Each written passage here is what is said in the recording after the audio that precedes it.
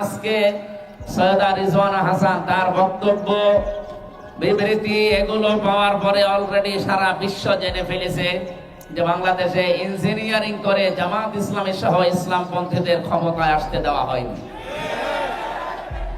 আমার মনে হয় মহিলার নামে এখন মামলা দিয়ে তার গ্রেফতার করে আইনের আওতায় আনা দরকার।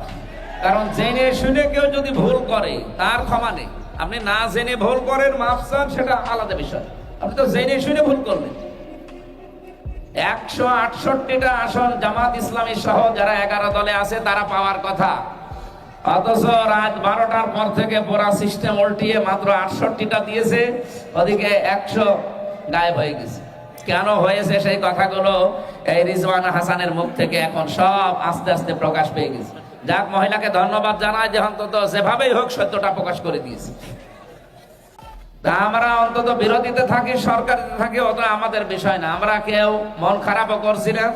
আল্লাহর হয়তো এলমে যা ছিল তাই হয়েছে, কিন্তু আগামীতে যারা আছেন তারা আগামী 5 বছর চালা, ভালোভাবে চালা।